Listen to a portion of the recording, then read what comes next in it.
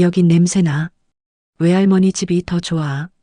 그 말에 밥숟갈을 들던 손이 멈췄습니다. 며느리는 웃으며 말했죠. 얘가 원래 좀 솔직해요.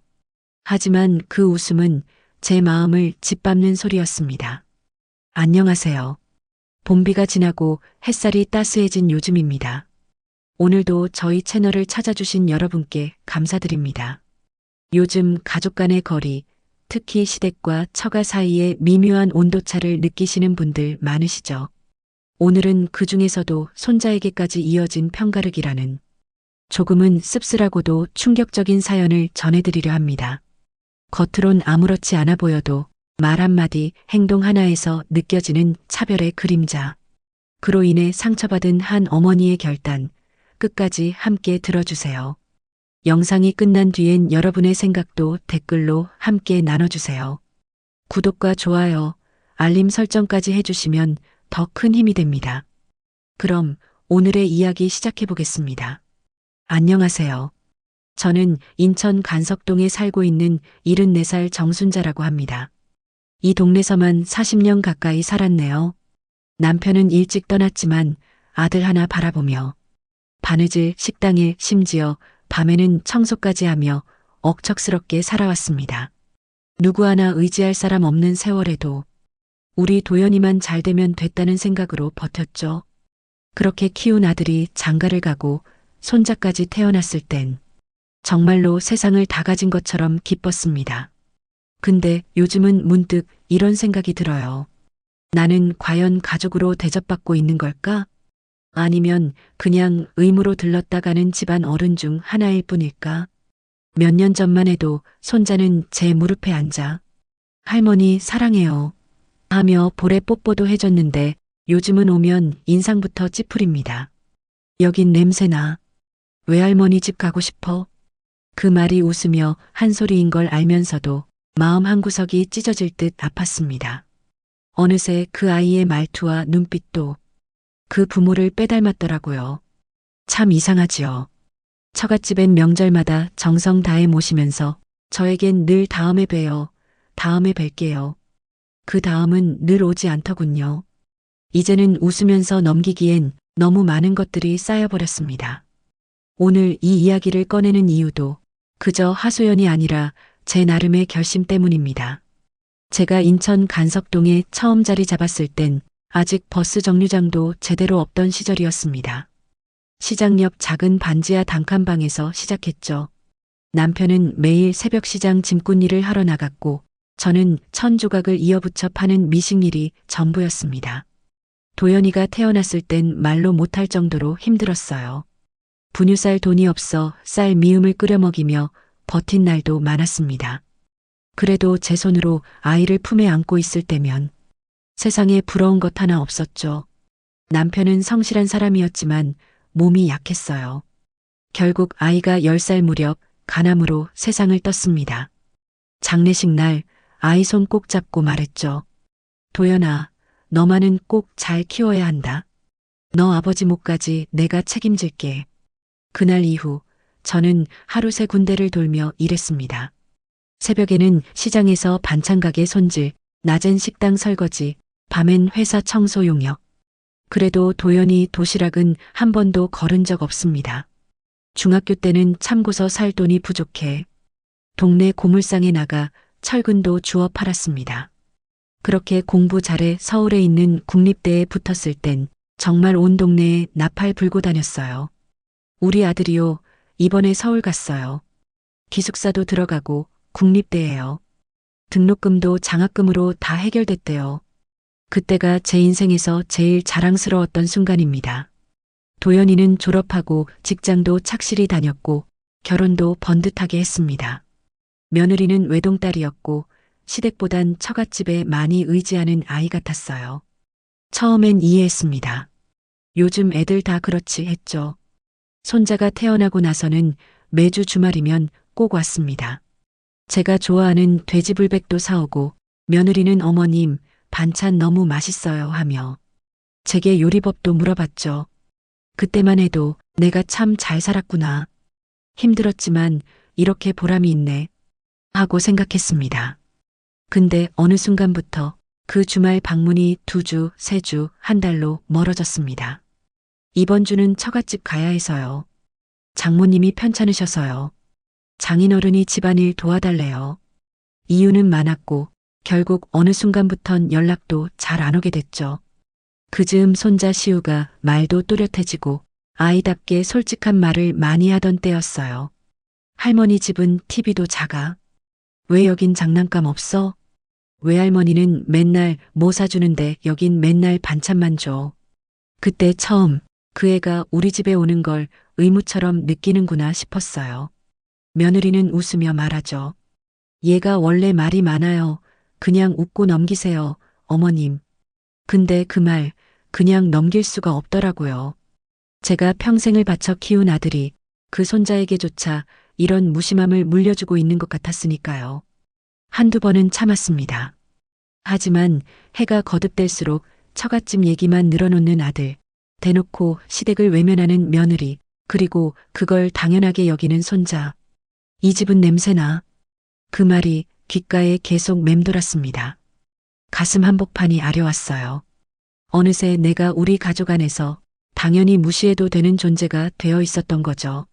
나는 평생을 이 아이 하나만 바라보며 살아왔는데 이 아이와 그 가족은 언제부턴가 날 투명인간처럼 대하기 시작했습니다.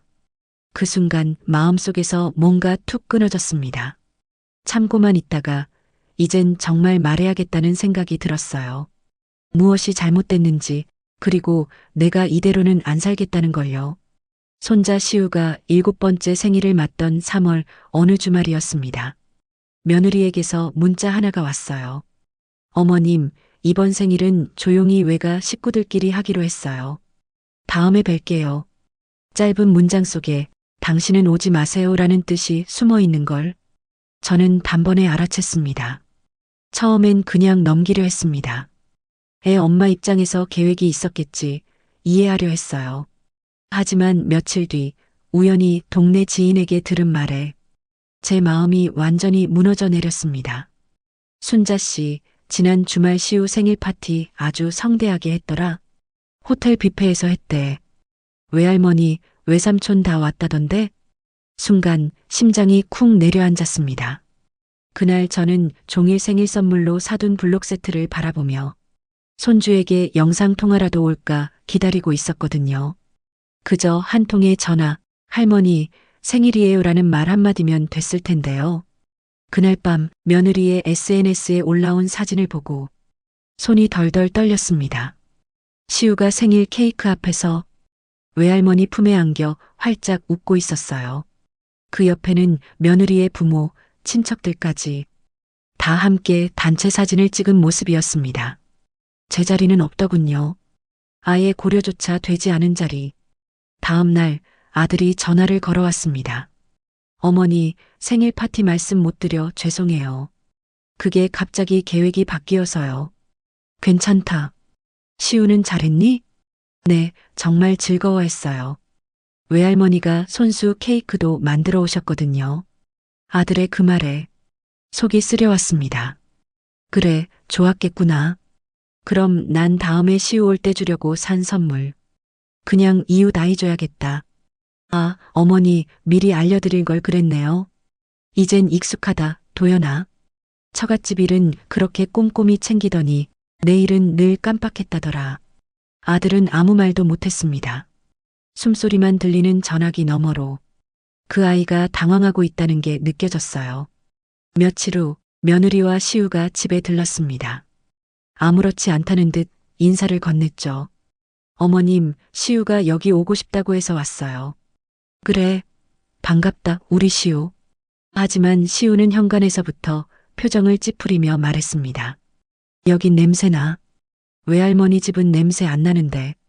며느리는 웃으며 아이의 머리를 쓰다듬었습니다. 얘가 요즘 후각이 예민해서요. 어머님, 너무 신경 쓰지 마세요. 그날 밥상에 차려낸 김치찌개와 불고기를 시우는 거의 손도 대지 않았습니다. 외할머니는 생일날 스테이크 줬는데 여긴 왜 또 반찬이야? 그 말에 숟가락을 드는 손이 멈췄습니다. 가슴속 어딘가가 콱 막히는 기분이었어요. 며느리는 아이의 말에도 아랑곳하지 않고 핸드폰을 보며 말했습니다. 요즘 애들은 좀 고급 입맛이에요, 어머님. 저희도 요즘은 한우 아니면 잘 안 먹이거든요. 그 순간 부엌 창문에 비친 제 얼굴이 너무 낯설게 느껴졌습니다. 수십 년을 아들 하나 위해 희생한 내 인생이 이 한순간에 너무 초라해 보였거든요. 시우가 갑자기 제게 물었습니다. 할머니, 근데 외할머니는 왜 항상 우리 집에 와? 할머니는 왜 안 와? 그래, 시우야. 나는 너희 엄마가 불러주질 않아서 못 가는 거란다. 며느리는 당황한 표정으로 말을 가로막았습니다. 어머님, 그게 아니고. 사실 저희 집이 좀 좁아서요. 그래, 그럼 됐다. 그날 저는 시우가 남긴 밥그릇을 치우며 생각했습니다. 이 아이가 이렇게 말하는 것도 다 배운 겁니다. 사랑을 배운 게 아니라 차별을 배운 거죠. 그걸 내 아들과 며느리가 가르친 겁니다. 그날 밤 저는 다짐했습니다. 이젠 내가 뭘 가르쳐줘야 할 차례라고요. 그날 이후로 저는 며느리와 손자의 말과 행동을 다르게 바라보게 되었습니다. 예전에는 무심코 넘기던 말도 이젠 칼처럼 가슴에 박혔거든요. 며칠 후 아들이 전화를 걸어왔습니다. 어머니, 이번 주말에 아이 데리고 외할머니 댁 가요. 장모님이 시우랑 여행 다녀오고 싶다네요. 그래, 잘 다녀와라. 요즘은 외가가 참 바쁘구나. 제 말에 아들은 잠시 침묵하더니 말을 돌렸습니다. 그리고 저희가 요즘 아파트 알아보는 중인데요. 은행에서 담보 조건이 좀 까다로워서 혹시 어머니 댁 명의를 잠깐만. 도연아? 제 목소리가 낮게 깔렸습니다. 네, 어머니. 내 집은 말 그대로 내 집이다. 잠깐이든 뭐든 그런 부탁 다시는 꺼내지 마라. 죄송해요. 그냥 방법이 없어서요. 방법을 찾기 전에 사람부터 존중해야 하는 법이다. 전화를 끊고 나서도 손이 떨렸습니다. 그 아이가 내 집을 담보로 삼을 생각을 했다는 게 차라리 낯선 사람보다 더 낯설었습니다. 그 주말 혼자 마당에 나와 겨울 내 말라붙은 화분을 정리하며 문득 시우가 했던 말을 떠올렸습니다. 외할머니는 나한테 비밀도 말해줘요. 할머니는 왜 나랑 비밀놀이 안 해줘? 그 말도 이상했습니다. 어떻게 7살짜리 아이가 누구에겐 비밀을 말해도 되는 사람이고 누군가는 아닌지를 구분할까요? 이 아이, 나를 믿지 않는 거구나. 믿음이 아니라 태도였습니다. 그리고 그 태도는 누군가에게서 배운 것이었죠. 며칠 후 며느리에게서 연락이 왔습니다. 어머님, 이번에 저희가 괌으로 여행 좀 다녀오려 하는데요. 혹시 그 사이 시우 좀 맡아주실 수 있을까요? 저는 말없이 창밖을 바라보다가 조용히 말했습니다. 며칠인데? 5일 정도요. 아, 그리고 어머님 댁에 어린이 전용 침구 있나요? 없다. 아, 그럼 저희가 들고 갈게요. 시우가 예민해서 잠자리에 민감하거든요. 그 며느리의 말투는 당신 집은 기본도 안 돼 있다는 듯 들렸습니다. 그래도 저는 시우를 사랑했기에 그 아이를 위해 방을 치우고 작은 매트를 깔고 잠자리를 만들어뒀습니다. 시우가 온 첫날 밤 잠자리에 누우면서 말했어요. 여긴 좀 불편해. 외할머니 집엔 미끄럼틀도 있는데. 그 말에 웃음이 나와야 하는데 눈물이 나왔습니다. 아이는 죄가 없다는 걸 알지만 그 말이 너무 또렷했거든요. 그래도 우리 시우는 할머니 집에서도 잘 자는 멋진 아이지? 여긴 그냥 심심해. 다음 날 며느리에게 영상통화가 왔습니다. 시우가 화면을 보며 말했습니다. 엄마, 나 여기 있으니까 빨리 데리러 와. 며느리는 당황하며 웃었고 아들은 통화를 넘겨봤더니 말했어요. 어머니, 시우가 좀 낯을 가려서요. 며칠만 잘 부탁드릴게요. 근데 혹시 방에 공기청정기 있나요? 없다. 아, 그럼 저희가 보내드릴게요. 애가 먼지에 예민해서요. 그 통화가 끝나고 나서 저는 한참을 가만히 앉아 있었습니다. 이 아이는 이 집에서 단 한 번도 행복하다고 느낀 적이 없겠구나 싶었어요. 그게 그저 불편하고 낯선 공간일 뿐이라면 괜찮았겠지만 이 아이에게 난 아무 의미 없는 사람이 된 거란 생각이 들어 숨이 턱 막혔습니다. 밤이 깊어가고 시우는 잠들었고 저는 조용히 방문을 닫고 거실에 나와 앉았습니다. 그리고 마음속으로 처음으로 진지하게 생각했습니다. 이 관계를 내가 먼저 정리해야 하는 걸까? 그날 이후 제 머릿속엔 당연히 받아야 할 사랑이란 말이 계속 맴돌았습니다.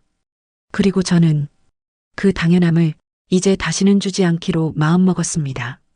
며느리와 아들이 괌에서 돌아온 날 시우를 데리러 온다고 했습니다. 저는 아이 짐을 차곡차곡 챙기며 마지막으로 이불을 햇빛에 널었습니다. 시우는 아직 잠에서 덜 깬 눈으로 거실에 앉아 있었고 저는 아이 옆에 조용히 앉아 따뜻한 우유를 건넸습니다. 우리 시우 며칠 동안 잘 지냈다. 할머니랑 둘이 밥도 먹고 그림도 그리고 밤에는 별도 봤지? 시우는 고개를 끄덕였고 작은 목소리로 말했습니다. 응, 근데 외할머니 집엔 강아지 있어. 그 말에 피식 웃음이 나왔습니다. 그 순간만큼은 이 아이가 그저 7살짜리 어린애라는 걸 인정하기로 했습니다. 잠시 뒤 현관문이 열리고 아들과 며느리가 들어왔습니다. 어머니, 고생 많으셨어요. 며느리는 조금 과장된 표정으로 웃으며 시우를 안았습니다. 아휴, 우리 아들 할머니 집에서 잘 지냈어요? 응. 근데 여긴 텔레비전 작아. 순간 며느리와 아들의 표정이 굳었습니다. 저는 말없이 시우의 가방을 내밀었습니다. 짐은 다 쌌다. 갈아입은 옷이랑 속옷은 맨 아래에 있어. 정말 감사합니다, 어머님. 아들이 고개를 숙였습니다. 그 순간 며느리가 조심스럽게 말을 꺼냈습니다. 어머님, 사실 이번에 괌 다녀오면서 조금 생각이 많아졌어요. 그래, 예전처럼 자주 오진 못하겠지만 그래도 명절이나 기념일엔 꼭 찾아뵐게요. 시우도 이제 크니까 시댁이랑도 더 친하게 지내야죠. 그 말에 아들도 곧장 덧붙였습니다. 어머니, 사실 지난번 말씀드렸던 아파트 문제 일단 보류하기로 했어요. 저희끼리 해결 방법을 좀 더 찾아보려고요. 저는 고개를 끄덕였습니다. 그래, 너희가 너희 방식으로 살아야지. 난 기대도 실망도 안 하기로 했다. 그 말에 며느리가 말끝을 흐렸고 시우는 한 손에 블록 세트를 들고 말했습니다. 할머니, 이거 놔줘? 그래. 그거 원래 내 생일 선물로 산 거야. 근데 생일 땐 안 줬잖아. 그땐 내가 안 왔잖니. 시우는 말없이 가방에 장난감을 넣었습니다. 그 모습이 어른스러워 보여 더 마음이 아렸습니다. 그날 밤 조용한 집안에 혼자 앉아 나는 내가 지금 평온해졌는지 무너졌는지 스스로도 잘 모르겠더군요. 며칠 후 아들 내외에게서 택배가 도착했습니다. 작은 카드가 동봉돼 있었어요. 어머님, 항상 감사드려요. 늦었지만 생신 선물입니다. 도현, 지혜 올림. 상자 안에는 전기 찜질기와 홍삼 세트가 들어 있었습니다. 그 카드와 선물을 한참 들여다보다가 저는 조용히 상자를 거실 구석에 치워두었습니다. 그날 저녁 김말분 할머니가 놀러와선 말했습니다. 순자야, 이번엔 내 아들 내외가 눈치 좀 챘나 보네. 괌 가서 정신이 들었나? 몰라. 근데 말분 씨, 내가 잠깐은 마음이 풀리는 것 같았는데 말이야. 응? 희한하게. 또 다른 무언가가 올 것 같은 기분이 자꾸 들어. 말분 씨가 찻잔을 내려놓으며 조용히 말했습니다. 마음이 먼저 느끼는 거야, 순자야. 사람은 변한 척은 잘하는데 진짜 변하긴 어렵거든. 나는 그 말을 가만히 새겼습니다. 그리고 밤이 되자 시우가 가져간 블록 세트가 놓였던 자리를 한참 멍하니 바라보다가 남은 포장 비닐을 조용히 정리해 쓰레기통에 넣었습니다. 그 순간 초인종 소리가 울렸습니다. 초인종 소리가 울렸을 때 저는 잠깐 귀를 의심했습니다. 밤 10시가 넘은 시간이었거든요. 문을 열자 예상대로였습니다. 아들이 혼자 서 있었습니다. 손에 종이봉투 하나를 들고 어머니, 이 시간에 죄송해요. 무슨 일 있냐? 그게 그냥 여행 다녀오고 나니까 괜히 마음이 이상해서요. 봉투 안에는 작은 케이크 상자 하나와 마트에서 산 듯한 꽃다발이 들어 있었습니다. 며느리는 지금 자고 있고요. 시우도 피곤해서 먼저 눕혔어요. 말이 짧아졌습니다.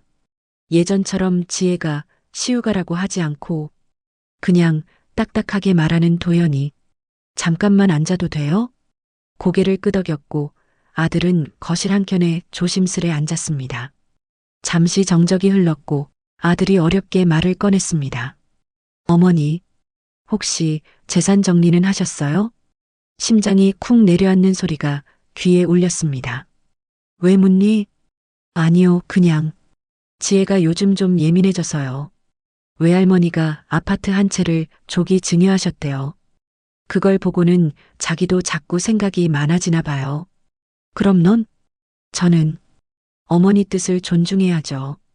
그 말은 거짓이었습니다. 거짓이라 느낄 수 있었습니다.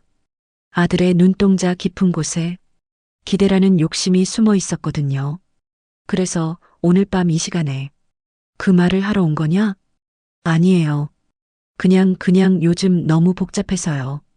경제적으로도 힘들고 지혜도 자꾸 말이 많고 그 순간 저는 이미 아들 부부 사이에서 나의 존재가 어떤 논쟁거리가 되었는지 깨달았습니다.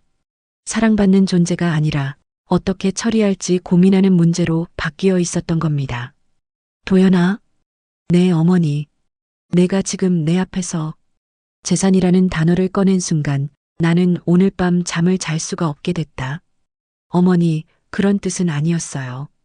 진심으로요. 그렇겠지. 그럼 그 종이 한 장은 왜 들고 왔니? 제 눈은 아들의 옆구리에 끼워진 얇은 서류 봉투를 향하고 있었습니다. 아들은 순간 움찔했고 그제야 천천히 봉투를 꺼냈습니다. 지혜가 혹시나 해서 준비한 거예요. 그냥 뭐 상속 계획 같은 거. 아무 말도 하지 않은 채 서류를 가만히 바라봤습니다.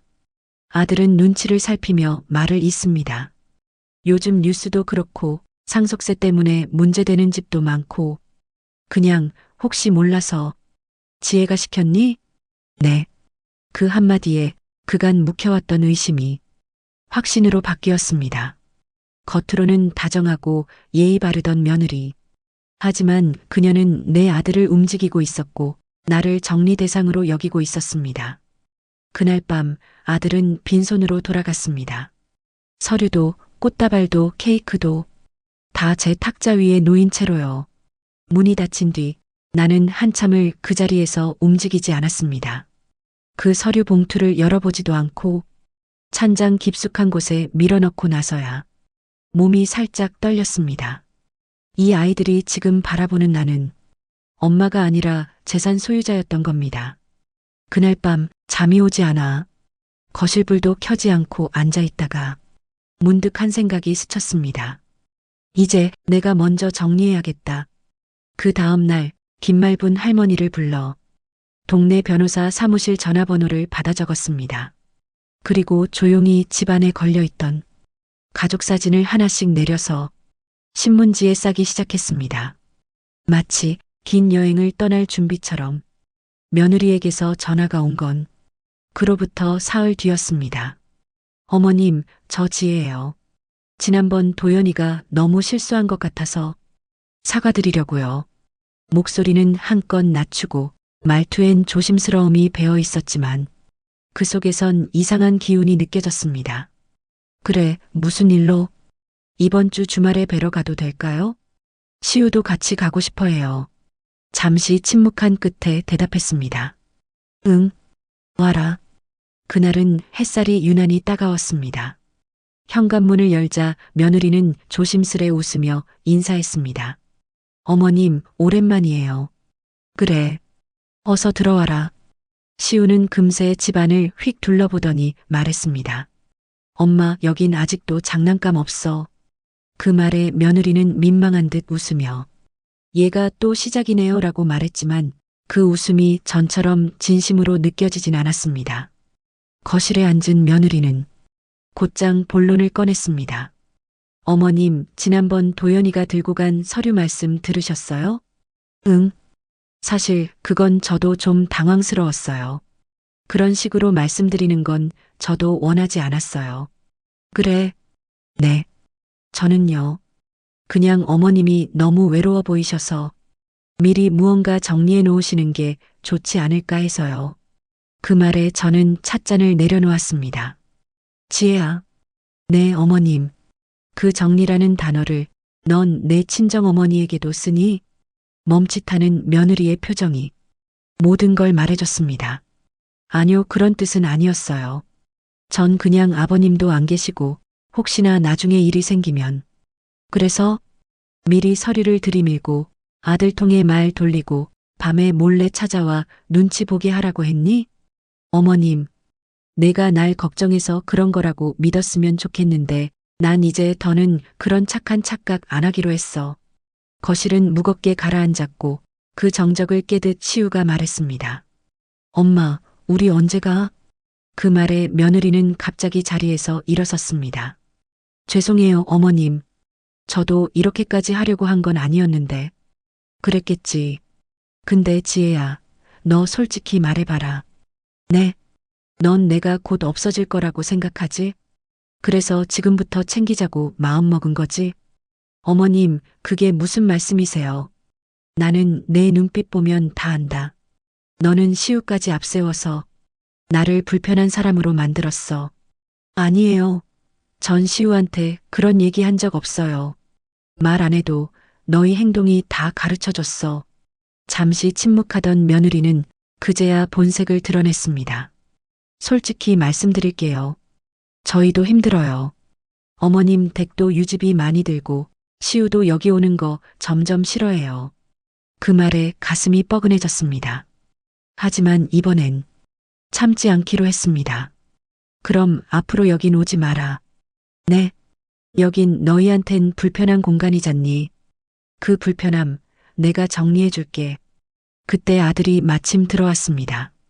작은 마트 봉투를 들고 있었고 분위기를 감지하곤 멈칫했습니다. 무슨 일인데 그래? 너도 앉아라. 잘 들어라. 그 말에 도연이도 조용히 소파에 앉았습니다. 나는 이 집을 이제 내가 원하는 대로 정리할 거다. 어머니, 그게 무슨 이번 달 말에 등기 정리할 거다. 그리고 시골 쪽으로 내려갈 거야. 시골이요? 그래. 여기선 내가 사람 대접 못 받잖니. 그럼 나도 이 공간에서 물러나는 게 맞지. 잠깐만요, 어머님. 그건 너무 갑작스럽잖아요. 지혜야. 네. 갑작스러운 건 서류 들이민 너희였어. 그 순간 며느리는 말을 잇지 못했습니다. 아들은 허공을 바라보며 조용히 말했습니다. 어머니 진심이세요? 진심이다. 그 말과 함께 모든 감정이 꺼내졌고 모든 참음이 끝났습니다. 며느리와 아들의 표정이 굳은 채로 거실에 무겁게 앉아 있을 때 저는 이미 마음속으로 마지막 인사를 준비하고 있었습니다. 내가 언제까지나 이 집에 있을 거라고 생각했니? 어머니, 그런 뜻 아니에요. 그래. 그럼 내가 들고 왔던 그 서류엔 무슨 뜻이 담겨 있었을까? 그건 지혜가 그냥 미리. 도연아? 네. 넌 아들이라는 이유로 너무 많은 걸 당연하게 받아왔어. 사랑도 희생도 심지어 집도. 며느리는 조용히 입술을 깨물더니 이내 자리를 박차고 일어섰습니다. 어머님, 저희도 나름대로 잘해보려 한 거예요. 근데 자꾸 그런 식으로 말씀하시면. 지혜야. 네. 넌 잘해보려 했다는 말을 남용하는 습관이 있어. 그 말에 며느리는 얼굴이 붉게 달아올랐습니다. 하지만 저는 더는 참지 않았습니다. 잘 들어라. 이번 달 말이면 이 집은 정리될 거다. 부동산 계약은 이미 상담했어. 어머니, 무슨 소리세요? 내가 사는 공간이 나를 무시하는 사람들의 방문처가 되는 건 원치 않아. 아들은 그제야 다급한 목소리로 말했습니다. 어머니, 그건 너무 극단적이세요. 저희가 잘못했어요. 앞으로는 정말 다르게 할게요. 이미 늦었어, 도연아. 너희는 이미 말이 아닌 행동으로 나를 밀어냈잖니. 그 순간 저는 옆 서랍에서 서류 한 장을 꺼내 탁자 위에 올려놓았습니다. 이건 내가 준비한 등기 정리 계획서다. 이 집은 이제 팔릴 거고 남는 금액은 일부는 내 노후 비용, 나머지는 내가 정한 곳에 기부할 생각이다. 기부요? 그래. 나를 위해 아무 말 없이 도시락 챙겨주던 옆집 말분 씨 손녀 장학재단에 넣을 거야. 며느리는 더 이상 말이 없었습니다. 아들은 머리를 감싸쥐고 있었습니다. 그 모습이 한편으로는 안쓰러웠지만 이미 마음은 멀어진 뒤였습니다. 시우 몫은요? 며느리가 조심스럽게 말했습니다. 그 순간 제 안에서 마지막 끈도 끊어졌습니다. 시우는 잘못 없어. 근데 그런 아이를 이렇게 만든 건 너희야. 그 애가 말하는 모든 차별의 말은 너희 입에서 배운 거니까. 며느리는 입술을 꾹 다물었고 아들은 말없이 일어나 현관 쪽으로 걸어갔습니다. 그날 저녁 저는 마을 법률 상담센터를 찾아갔습니다. 상담 예약은 이미 김말분 할머니가 도와줬고 이야기를 들은 젊은 변호사는 조용히 고개를 끄덕이며 말했습니다. 할머니, 결정을 존중합니다. 요즘엔 재산 방어보다 심리적 독립이 더 중요한 시대죠. 며칠 뒤 집에는 등기 이전 서류와 계약서가 도착했고 저는 펜을 꺼내 조용히 한자 한자 서명했습니다. 가족 사진은 이미 전부 신문지에 싸서 고이박스에 넣어두었습니다. 이건 이사 갈 때 들고 갈 게 아니라 그냥 두고 가야겠다. 그날 밤 아들 내외에게 마지막 문자를 보냈습니다. 나 시골 간다. 이 집엔 더 이상 내가 없다. 문자를 보낸 뒤 휴대폰 전원을 껐습니다. 그리고 창문을 열고 오랜만에 들어온 봄바람을 천천히 맞았습니다. 그 순간 무언가 가슴 한가운데 뚫린 느낌이 들었습니다. 슬픔이 아니라 해방감이었습니다. 이사를 떠나는 날 아침 나는 그동안 한 번도 울지 않았던 이 집을 조용히 둘러봤습니다. 햇빛이 들어오던 부엌창, 도연이 도시락 싸주던 식탁, 시우가 앉아 말했던 냄새, 나 한마디조차 이젠 의미 없는 풍경이 됐습니다. 짐은 많지 않았습니다. 몇 벌의 옷, 약봉지, 그리고 손때 묻은 사진첩 하나. 이제 정말 끝이구나. 김말분 할머니는 이삿짐 트럭 옆에서 땀을 닦으며 말했습니다. 그래도 속은 시원하지? 시원하다기보단 이제야 내 공간을 찾는 기분이야. 잘했어, 순자야. 이번엔 내가 너 자신을 챙길 차례야. 새로 이사간 곳은 충남 예산군의 한 작은 마을. 텃밭이 딸린 주택이었고 내 또래 노인들이 함께 사는 공동마을도 근처에 있었습니다. 집계약은 변호사를 통해 정리했고 부동산 잔금도 내 명의로 안전하게 관리되도록 만들었습니다. 아들 이름은 어디에도 없었습니다. 며칠 후 도연에게서 전화가 왔지만 받지 않았습니다. 곧이어 문자가 왔습니다. 어머니, 죄송해요. 한 번만 통화할 수 있을까요? 그 문자에도 아무 대답하지 않았습니다. 나는 이제 그 아이의 죄송하다는 말보다 변하지 않는 행동을 더 잘 알게 되었거든요. 이틀 후 동네 행정복지센터에서 상담을 받았습니다. 노인 단독명의 재산보호 관련 제도를 확인했고 기초생활 지원도 조건부로 가능하다는 안내를 받았습니다. 할머니, 재산이 일정 규모 이하라면 요양급여도 신청하실 수 있어요. 혹시 나중에 필요하시면 서류 안내 드릴게요. 고마워요. 이젠 누군가에게 휘둘리는 건 싫어서요. 그날 저녁 조용히 혼자 된 마당에서 장독대를 닦으며 라디오를 켰습니다. 익숙한 트로트 선율 사이로 낯익은 사연이 흘러나왔습니다. 오늘의 사연은 자신을 버린 가족 대신 자신을 지키기로 한 한 어머니의 이야기입니다. 그 사연이 내 이야기 같아 잠시 멈춰서 귀를 기울였습니다. 그리고 문득 할머니 모임에서 우연히 만난 법률 상담 자원봉사자의 말이 떠올랐습니다. 요즘은 어르신들도 법적으로 유산 포기 선언을 등록하시는 경우 많아요. 상속인을 정리해두면 뒤늦은 갈등도 막을 수 있죠.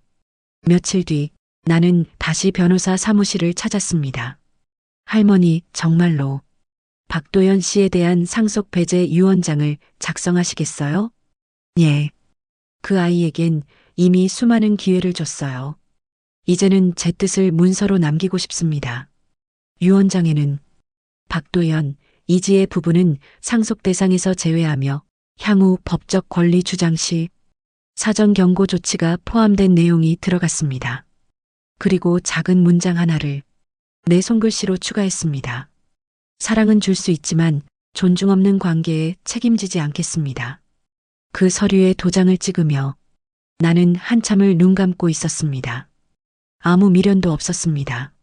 그건 복수가 아니라 존엄의 선언이었으니까요. 그날 밤 나는 내 이름으로 된 통장 내역을 확인했습니다. 그 안에 남은 금액은 크지 않았지만 이젠 누가 가져갈 수 없는 진짜 내 몫이었습니다. 그로부터 한 달쯤 뒤 서울의 부동산 등기소 앞에서 박도연은 얼굴이 새하얘진 채 휴대폰을 내려다보고 있었습니다. 어머니 명에 완전히 빠졌습니다. 부동산 중개사의 짧은 말에 도연은 눈을 감았습니다. 며칠 전 그는 은행에서 모기지 대출 상담을 받으며 자신이 가진 자산 목록 중 모친 소유주택을 항목에 포함시켰습니다. 하지만 은행 직원은 단호하게 말했습니다. 해당 주소지는 이미 타인에게 소유권 이전됐습니다. 증여가 아닌 매매로 확인되며 상속인 권한도 없는 상태입니다. 그 말에 도연은 처음으로 어머니가 진심이었다는 걸 실감했습니다. 집으로 돌아온 그는 며느리에게 말을 꺼냈습니다. 지혜야, 어머니 진짜 우리 다 잘라냈어. 상속도 명의도 전부. 그게 진짜예요? 응. 등기 다 바뀌었고 유언장도 이미 법무사통에 등록됐대. 그 말에 며느리는 소파에 털썩 주저앉았습니다. 그럼 우린 아무것도 못 받는 거예요? 지금 우리가 그걸 걱정할 때냐? 그럼 어쩌라고. 시우 학원비도 빠듯하고 우리 이번 달 카드값도 밀렸잖아. 그 말에 도연은 더 이상 말을 잇지 못했습니다. 며느리는 갑자기 목소리를 높였습니다. 그래서 내가 그때 말했잖아. 기회 있을 때 설득하자고. 그때 어물쩍 넘어가지 말라고. 지혜야, 그만해. 왜? 이제 와서 후회되니까? 나보고 욕심부린다고만 할 땐 언제고. 둘의 말다툼은 결국 아들 시우 앞에서까지 이어졌고 시우는 울음을 터뜨렸습니다. 엄마 아빠 그만 싸워. 할머니 보고 싶어. 그 말에 도연은 한순간 아무 말도 할 수 없었습니다. 며느리는 얼굴을 감싼 채 말했습니다. 당신 어머니 정말 우리 다 버린 거야? 그 물음에 도연은 대답하지 못했습니다. 한편 충남 예산 작은 마을회관 앞 평상에 앉은 정순자는 손에 들린 작은 찻잔을 입에 댔습니다. 순자야, 너 요즘 얼굴이 폈어. 김말분 할머니가 웃으며 말했습니다. 속에 쌓였던 게 좀 내려놓아졌어. 진작 이랬어야 했는데, 그치? 응. 그땐 내가 내 감정보다 애들 체면이 더 중요하다고 생각했거든. 그래도 결국엔 잘했어. 자식이라고 다 품을 수 있는 건 아니더라고. 그날 저녁 순자는 마을 작은 도서관에 들러 노인 봉사 프로그램 홍보지를 챙겼습니다. 시우가 혹시 언젠간 오면 이거라도 보여주고 싶어서요. 담담한 말투였지만 그 눈빛엔 분명히 남은 애정이 담겨 있었습니다. 그리고 서울 변호사 사무실 앞에 서 있는 도연은 한 손에 들린 봉투를 쥐고 있었습니다. 그 안엔 자필로 쓴 편지 한 장이 들어 있었습니다. 어머니, 죄송하다는 말보다 이제야 알겠다는 말이 더 부끄럽습니다. 저희는 정말 어머니가 돌아와 주시길 바랍니다. 그러나 그 편지가 정순자에게 전달되는 일은 없었습니다. 그녀는 이미 주소지를 비공개로 돌렸고 도연의 번호는 수신 차단돼 있었습니다. 정순자는 매주 수요일 읍내 작은 도서관에서 아이들에게 책을 읽어줍니다. 얘들아, 이 책 제목이 뭐게요? 할머니가 골라온 책. 아이들의 웃음소리 속에서 그녀는 이제야 사랑이 흘러가는 올바른 방향을 찾은 듯 잔잔히 웃고 있었습니다. 그 미소는 어떤 상속보다, 어떤 가족보다 더 단단하고 따뜻했습니다. 충남 예산. 제가 이곳으로 내려온 지도 벌써 석 달이 넘었습니다. 처음엔 이 고요함이 낯설고 외로울 줄 알았지만 이젠 이 조용한 하루의 리듬이 제 마음을 다독이는 숨결처럼 느껴집니다. 아침엔 마당을 쓸고 오전엔 작은 텃밭에서 풀을 뽑습니다. 점심 무렵엔 읍내 장터에 나가 핫도그 하나 사들고 돌아오는 게 낙이지요. 마을회관나 평상엔 김말분 씨를 비롯해 정 많은 할머니들이 앉아 서로의 자식 욕도 하고 지난 시절 이야기도 나눕니다. 순자야, 이제 진짜 웃는 얼굴이 됐어. 말분 씨가 웃으며 말했습니다. 그래, 나도 그런 것 같아. 이제야 내가 나로 살고 있다는 느낌이 들어. 예전에는 전화기만 들여다보며 누군가의 연락을 기다리는 삶이었어요. 지금은 그 기다림 대신 내가 먼저 웃는 삶을 살고 있습니다. 아들 도연에게서 몇 번 연락이 왔지만 저는 여전히 수신 차단을 해둔 상태입니다. 그러다 하루는 김말분 씨가 조심스럽게 전해주더군요. 시우가 할머니 보고 싶다며 음성 메시지까지 남겼대. 목소리에 진심이 묻어 있었대. 직접 들은 건 아니지만 그 말만으로도 가슴이 저릿하더군요. 그 아이에게 남기고 싶은 유산은 돈도 집도 아닙니다. 사람을 함부로 대하지 말라는 마음, 가족이라도 경계와 존중이 필요하다는 교훈. 그게 제가 마지막으로 사랑했던 아이에게 줄 수 있는 진짜 유산이라고 믿습니다. 가끔 동네 아이들이 마당 앞을 지나가다 할머니 안녕하고 인사해요. 그 아이들 웃음소리에 괜히 눈시울이 붉어질 때면 제가 아직도 누군가에게 따뜻한 존재일 수 있구나 싶습니다. 시청자 여러분, 혹시 지금 마음속이 무겁다면 그건 당신 탓이 아니라 당신이 너무 오래 참아왔기 때문일 수도 있습니다. 자식이든 가족이든 내 마음을 깎아내야 유지되는 관계는 결코 건강한 인연이 아닙니다. 사랑은 줘야 하는 게 아니라 흘러야 하는 겁니다. 흘러오지 않는 사랑 앞에 자신을 소모하지 마세요. 당신을 향해 웃어주는 단 한 사람만 있어도 괜찮습니다. 그게 당신 자신이라면 더할 나위 없겠지요.